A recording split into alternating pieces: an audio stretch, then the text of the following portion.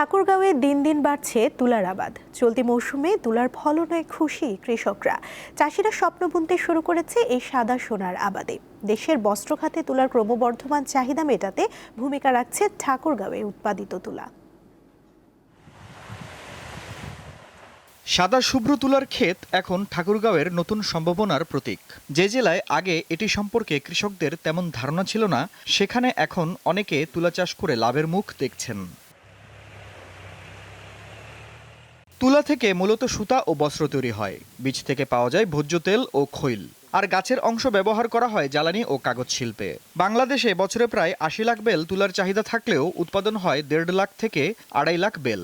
আশা করছি আমরা ওই ৫০ থেকে ২০ মণ তুলা চাষ করতে পারবো। তুলা আবাদ করে মন ভালো, খারাপ না, ভালো, কিন্তু ফল দামটা একটু বাড়ার দরকার, খরচ বেশি। কৃষকরা জানান ১ বিঘা জমিতে খরচ হয় ২৫ থেকে ৩০ হাজার টাকা, ফলন হয় ২০ মণ পর্যন্ত। এখন পিরিয়ড হোক রেগুলার বা হেভি, প্রয়োজন মতো কনফিডেন্স আছে রেডি। Play with confidence. বর্তমানে প্রতি মণের দাম ৪ হাজার টাকা পাওয়া যায়। ফলে ১ বিঘা জমির তুলা বিক্রি হচ্ছে ৭০ থেকে ৭৫ হাজার টাকায়।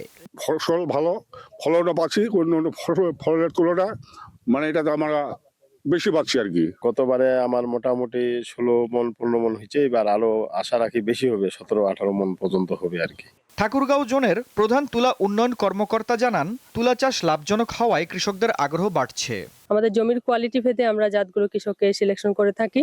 যেমন যদি অনুর্বর জমি হয় সেখানে আমরা দেশি জাতগুলো দিয়ে আমরা পোষানোর চেষ্টা করি, আর যদি উর্বর জমি হয় সেখানে হাইব্রিড চাষাবাদের মাধ্যমে আমরা প্রায় ৩৩ শতকে ১৮ থেকে ২০ মণ নিয়ে আসার চেষ্টা করি। এবছর প্রায় আমাদের ৪,০০০ চাষি আমার তুলা ঠাকুরগাঁও জোনে আছে। তারা সবাই আশাবাদী এবং আগামীতে আরো এই তুলা চাষটা বাড়বে বলে আমরা আশা করতেছি।